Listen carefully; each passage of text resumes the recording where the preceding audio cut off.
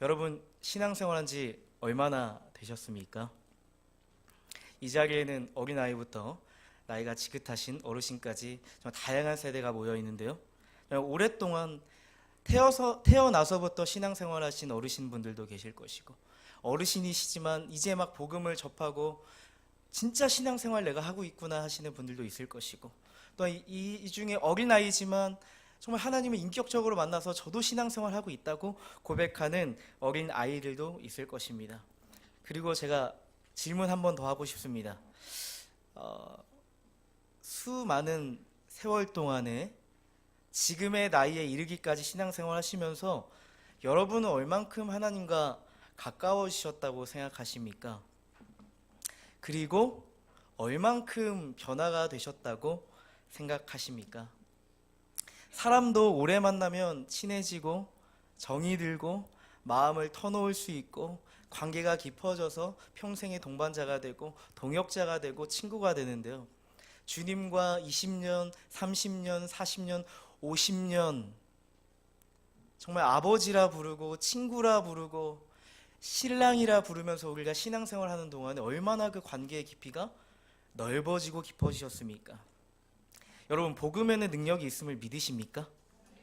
복음은 한 영혼을 변화시키고 온전하게 할 만큼 능력이 있음을 믿으세요?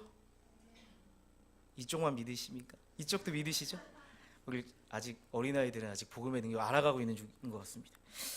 복음을 믿고 복음을 만났다는 것, 복음과 접촉했다는 것은 필연적으로 변화를 의미합니다.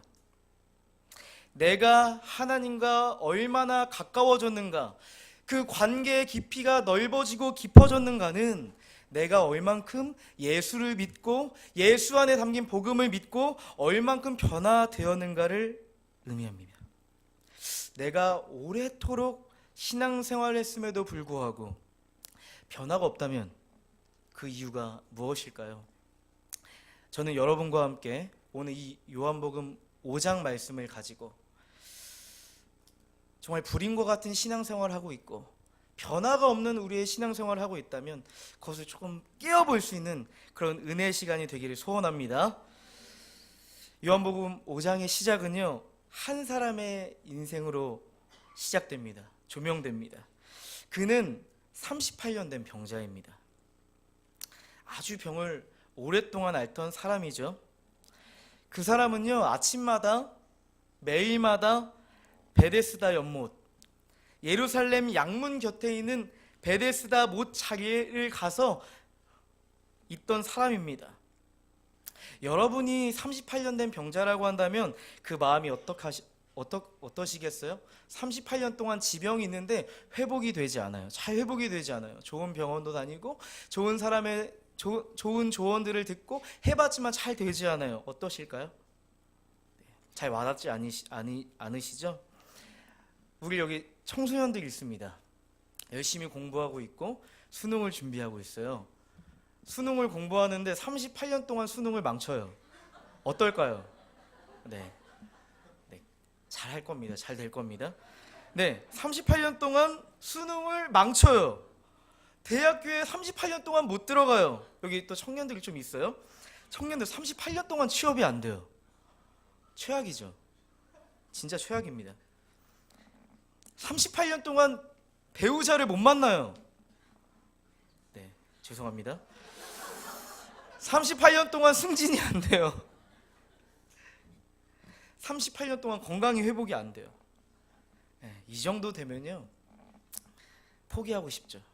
좌절이 되죠. 좌절로 표현이 안 되죠. 이미 몸과 마음은 다 지치고 누구의 위로도 들을 수 없고 어쩌면 하나님조차도 원망스러워서 왜 나를 이 모양 이 꼴로 만들었느냐고 하나님은 손가락질할 수도 있을 것 같습니다. 그 내면에는 이런 마음이 있지 않을까요?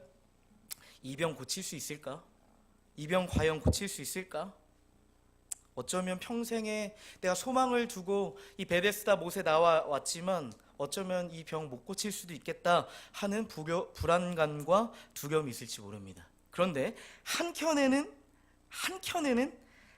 어쩌면 내 안에 회복이 될 수도 있겠다라는 강렬한 열망, 그것이 있을지 모르겠습니다.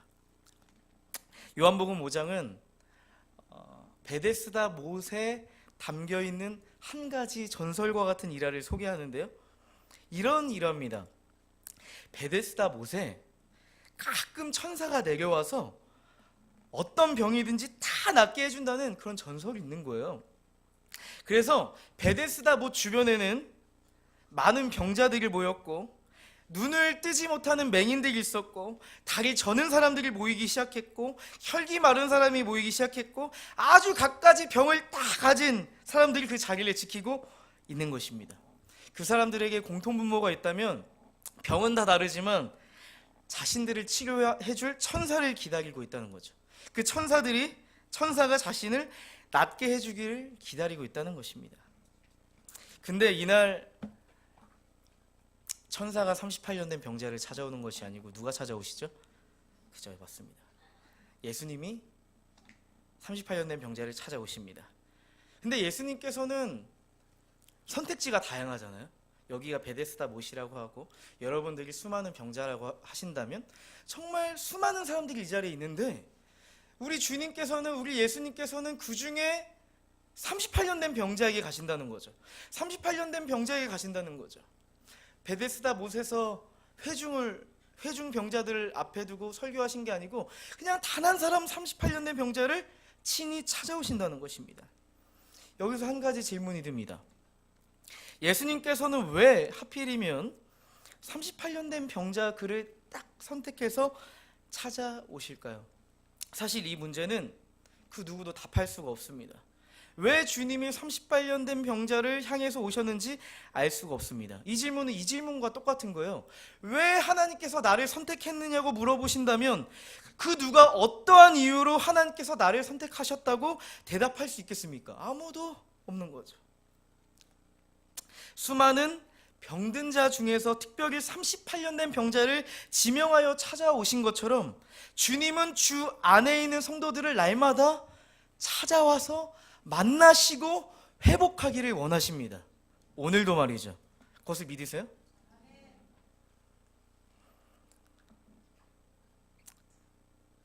주님께서는 아무래도 이 38년 된 병자에게 하실 일이 있으셨던 것 같습니다. 주님은 이 38년 된 병자에게 특별한 은혜를 부어주셔서 회복하고 싶으셨던 것 같습니다. 오늘 이 시간 저 문을 열고 우리 예수님 찾아오신다면 여러분 마음이 어떠시겠어요? 설레임 있겠고, 회복에 대한 기대감이 있겠고, 38년 된 묵은 병들이 싹 씻어질 것만 같은 그러한 기대감을 가지고 있지 않으시겠습니까? 왜냐하면 은혜를 맛본 자는 그 은혜가 나를 살린다는 것을 알기 때문이시죠. 예수님께서는 이미 38년 된 병자를 다 알고 계셨습니다. 그의 병이 이미 오래된 줄 아셨다고 기록하고 있습니다.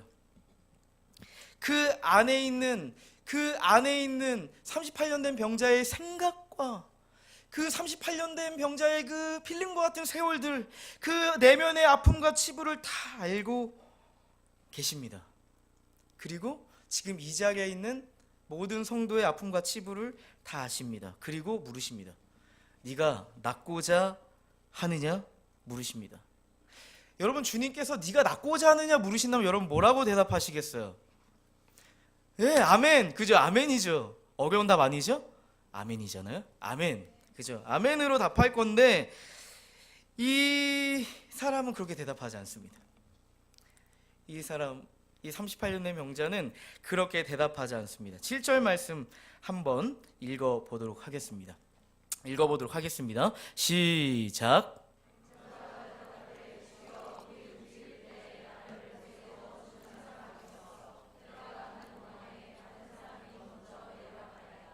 네, 예수님이 네가 낫고자 하느냐 물으신다면 네 주님, 제가 낫고자 합니다. 제가 이 시간 회복되길 원합니다 라고 고백해야 되는 게 자연스러운데요, 이 사람이 하는 말에 주목해 주시기 바랍니다. 주여, 물이 움직일 때 나를 못에 넣어주는 사람이 없습니다. 그래서 내가 가는 동안에 이미 다른 사람이 먼저 나를 앞질러 가서 그 못에 들어가 있네요. 그래서 제가 회복되지 못하고 있습니다 라고 이야기합니다. 이것을 종합해보면 이렇습니다.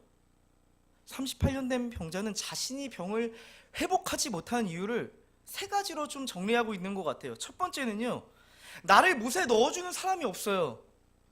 상황이 문제라고 생각하는 것 같아요. 나를 도와주는 사람이 없어요.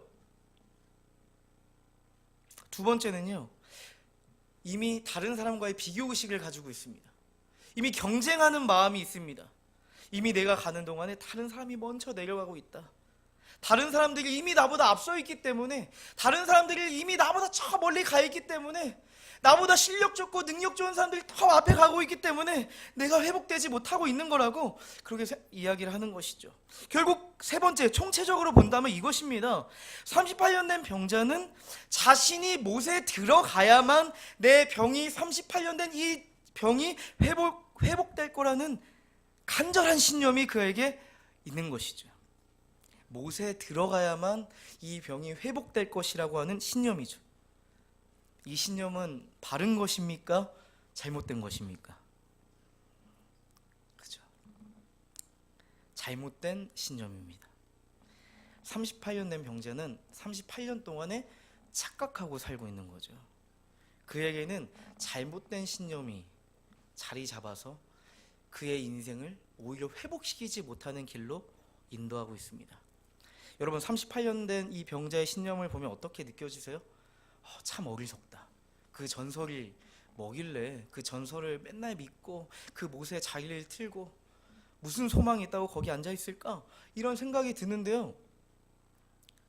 근데 이 상황을 고스란히 나의 삶과 우리의 삶에 대입해 보면 우리도 38년 된 병자와 같이 어떠한 신념, 잘못된 신념에 사로잡혀 있음을 우리는 발견할 수 있습니다. 내 안에 해결되지 않는 문제를 해결하기 위해서 어떠한 신념을 가지고 노력하고 있다는 것이죠. 누군가는요, 돈만 있으면 이 문제를 타개할 수 있고 해결할 수 있을 거라는 신념을 갖습니다. 내 삶의 모든 문제는 이것 때문에 그렇다고 생각해요. 돈 때문이라는 거죠. 우리 청소년들은 이렇게 공감할 것 같은데, 우리 청소년 때는 외모가 민감하잖아요. 내가 얼굴이 조금만 잘생겼으면, 내가 쌍꺼풀이 있었으면, 얼굴이 조금 더 하얘으면, 키가 180이 됐으면, 내 인생이 조금 더 학교 안에서 대세가 될 수 있었을 텐데, 내가 좀 더 잘생기고 예뻤으면 잘 나갔을 건데, 막 이런 생각을 하는 거죠. 그러지 못해서 내가 이렇게 살고 있다라고 하는 거죠. 우리 청년들, 내가 수능 조금만 잘 봐서 좋은 대학 갔으면, 4년 동안 남들보다 대외 활동 좀 더 하고 스펙 잘 쌓았으면 내가 남들보다 조금 더 앞서 갈 수 있었을 텐데 라고 생각할 때가 있죠. 이것뿐이겠습니까? 우리 각자마다 여러분들에게 주어진 신념들이 있습니다. 그러나 이러한 신념은 착각입니다. 돈, 명예, 성공, 외모, 이성 친구가 내 인생을 회복시켜줄 수 있는 메인 키가 아닙니다. 그것이 우리의 인생을 개선해줄 수 있는 서브 키가 될 수 있어도 그 문을 완벽하게 열 수 있는 메인 키가 아니라는 것이죠. 인정이 되세요? 예, 인정이 돼야 신자입니다. 여러분, 이것뿐만 아니라 우리 안에 신앙화된 신념이 너무 많아요. 우리는 신앙화된 신념의 오류에 빠져버릴 때가 너무나도 많다는 것이죠. 우리의 삶에 비일비재하게 일어나고 있습니다. 제가 신대원 다닐 때 한 가지 신념이 있었습니다. 그것은 무엇이었냐면요, 일단은 총신 신대원 안에서 결코 자매를 만나지 않겠다라는 첫 번째 신념, 공부만 하겠다는 거죠. 두 번째, 하나님께서 나를 보내신 교회 안에서 결코 자매를 만나지 않겠다, 양을 잡아먹는 일은 전혀 하지 않겠다. 이 두 가지, 우리 목회자분들 중에 양 잡아먹으신 분들이 있을 수도 있는데 저는 그렇게 결단했습니다. 세 번째가 있습니다. 세 번째는요, 결코 소개팅을 하지 않겠다라는 신념이 있었습니다. 근데 제가 이제 기숙사 안에 4명의 전도사님이 함께 살았습니다. 근데 제 신념을 듣고 제 이 세 가지 결단을 듣고 이제 비웃기 시작했습니다. 예언을 하더라고요. 단언컨대 전도사님은 결혼을 하지 못할 것 같다고 이야기했습니다. 근거를 얘기해 줬습니다. 주 5일을 학교에 있고 주 2일을 교회에 있고 소개팅도 하지 않는다면 당신은 과연 어디서 자매를 만날 수 있겠단 말입니까? 듣고 보니까 너무 일리가 있는 거예요. 그러나 그 신념을 깼을까요? 깨지 않았을까요? 네, 깨지 않았습니다. 네, 어느새 저를 빼고 신대원에 같이 기숙사 생활하는 전도사님이 여자친구가 생기고 여자친구가 생기고 저만 공감대가 되지 않고 저 혼자 외톨이가 됐고 아까 부른 찬양과 같이 광야를 지나고 있었습니다.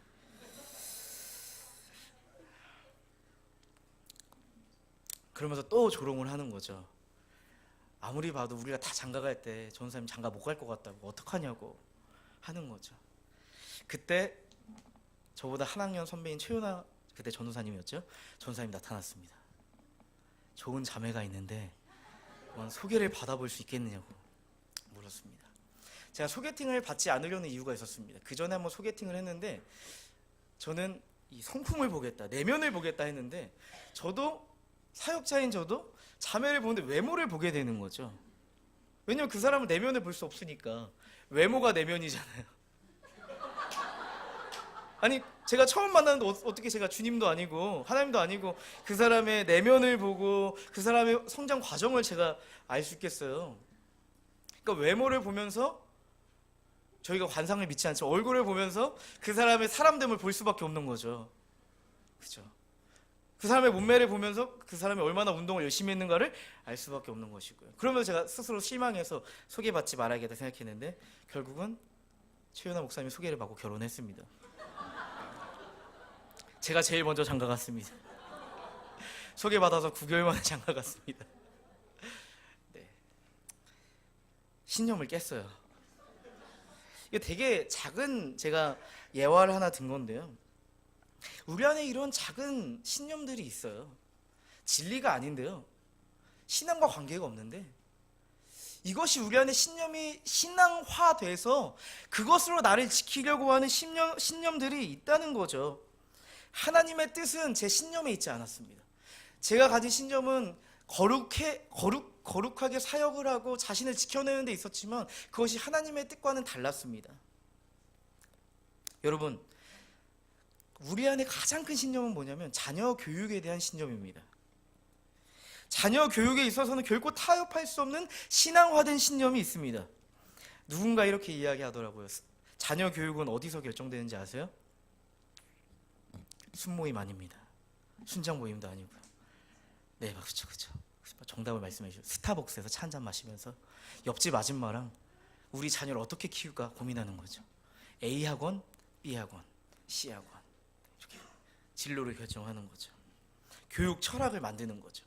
신앙을 가졌든 신앙을 가지지 않았든 스타벅스라는 교회 안에서 우리 자녀의 교육의 철학을 만들고 신념을 만들어내는 거죠. 근데 지금 자녀들 고통받고 있습니다. 스타벅스 안 됩니다. 자녀를 교육할 때 신앙적 가치로 키우겠다는 마음이 우리 안에 있는데 신앙보다 신념이 더 커요. 세상적 가치로 키워야 된다라는 부담감과 신념이 더 커져버려서 막상 우리 자녀들 키우는 거 보면 세상의 방식대로 키워가고 이제 교회 없어요. 청년 되면. 이런 일들이 비일비재하게 일어나고 있다는 것이죠. 여러분, 오늘 이 본문을 보면 예수님께서는 38년 된 병자의 바람대로 못에 넣어주시지 않았습니다. 그가 가진 잘못된 신념대로 그를 치유하시고 회복시키지 않았습니다. 예수님께서 한마디 하시는데요. 일어나 네 자기를 들고 걸어가라 라고 말씀하십니다. 예수님께서는 그의 평생의 신념이 담겨있는 베데스다를 떠나라 라고 선포하십니다. 오직 그분의 은혜로 그분의 말씀으로 그 38년 된 병자를 회복해 하시고 자유케 하십니다. 우리의 인생의 회복은요 은혜에 달려있는 것입니다. 우리 안에 그릇된 신념이 아니고요 스타벅스에서 만들어낸 신념이 아니고요 오직 그리스도의 은혜만이 우리를 회복시키신다는 것이죠. 우리는 기도할 때 때로는 이미 우리의 신념이 담겨있는 시나리오가 다 있어요. 주님의 뜻대로 기도한다고 하지만 이미 우리 안에 쓰여진 신념의 시나리오가 다 있어서 거기에 딱 맞추어서 하나님 이렇게만 들어주신다면 저는 감사하겠습니다. 그러나 우리가 한 가지 놓치고 있어요. 하나님은 완전하시다는 거죠. 하나님의 때에 하나님의 말씀으로 주님은 하나님의 일을 행하신다는 것이죠. 그렇기 때문에 우리는 하나님께 나아갈 때 모든 것을 내어 맡기며 나아가야 됩니다. 우리 안에 돈이라든지 명예라든지 성공이라든지 외모라든지 승진이라든지 이성 친구가 나를 회복시킬 것이라는 이 신앙화가 돼버린 신념은 철저하게 쓰레기통에 버려야 되는 것이죠. 우리의 인생을 그리스도를 믿는 신앙 안에 세울 것인가, 아니면 세상에 헛된 신념 위에 세워갈 것인가 선택해야 되는 것이죠. 옛사람의 신념 위에 신앙을 쌓아가다 보니까 신앙 위에 철학을 쌓고 신념을 쌓아야 되는데, 신념에, 자신의 헛된 신념에, 자신의 살아오던 인생의 경험과 연륜의 신념에 신앙을 쌓고 관계를 쌓다 보니까 이상한 일이 생겨요. 무슨 일이 생기냐면요, 복음을 만나고도 변화되지 않는 성도들이 많아지고 있어요. 교회를 오래 다니고 직분은 있고 제자훈련을 받고 수많은 신앙교육을 받는다고 하지만 변화가 되지 않아요. 어떻게 된 일입니까? 오랫동안 신앙생활을 한다고 하지만 가면 갈수록 예수님을 닮기는커녕 세상을 닮아가고 세상에 탁월한 사람이 됩니다. 여러분, 신앙보다 신념이 앞선 사람은 결코 옛사람을 버릴 수가 없습니다. 수많은 신앙교육을 받고 제자가 되기 위한 훈련을, 우리의 인생의 평생 교육을 받았지만 이미 세속화된 신념 위에, 그 토대 위에 우리의 인생을 세웠기 때문에 그 어떠한 교육도 나를 바꾸지 못하는 것이죠. 여전히 옛사람의 신념이 나를 사로잡고 있기 때문에, 주님보다 우리의 옛사람의 신념이 더 크기 때문에 우리는 변화되지 못하는 것입니다. 갈라디아서 2장 20절 말씀 한번 읽어보시죠. 같이 한번 읽어보도록 하겠습니다. 시작.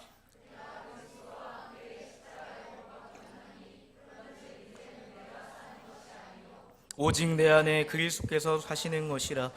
이제 내가 육체 가운데 사는 것은 나를 사랑하사 나를 위하여 자기 자신을 버리신 하나님의 아들을 믿는 믿음 안에서 사는 것이라. 예수 그리스도를 믿으세요? 예수 그리스도의 십자가 우리를 구속하셨음을 믿으세요? 근데요, 성도의 삶은 예수 그리스도만 십자가에 못 박는 삶이 아닙니다. 그 고난주간 다가오고 부활주간이 오면 그날만 예수님을 못 받고 주님 감사합니다 찬양하는 시간이 아닙니다. 갈라디아서 2장 20절 바울의 고백을 보세요. 그리스도가 주셨다는 것은 우리가 죽었다는 이야기입니다. 그리스도가 십자가에 못 박히셨다는 것은 나를 그 십자가 위에 죽였단 말입니다. 옛사람이 함께 죽었다는 말입니다. 근데요, 예수님만 죽고 나는 안 죽었어요. 예수님은 죽었는데 나는 결코 죽질 않았어요. 성도의 삶은 그리스도와 함께 십자가에 못 박히는 삶입니다. 내 안에 신앙보다 앞서버린 저 앞에 있는 신념은 예수 그리스도와 함께 날마다 십자가에 못 박아 버려야 되는 것이죠. 그 신념을 깰 수 있는 것은요, 한 가지예요. 한 가지. 오직 십자가. 예수님께서는 38년 된 병자 회복되고 우연찮게 성전에서 만납니다. 근데 예수님께서 뭐라고 하시냐면요, 보라, 네가 나았으니 더 심한 것이 생기지 않게 다시는 죄를 범하지 말아라. 너가 이제 나았으니까 더 심하게 되지 않게 넌 다시 죄를 범하지 말아라. 이렇게 말씀을 하시는 거거든요.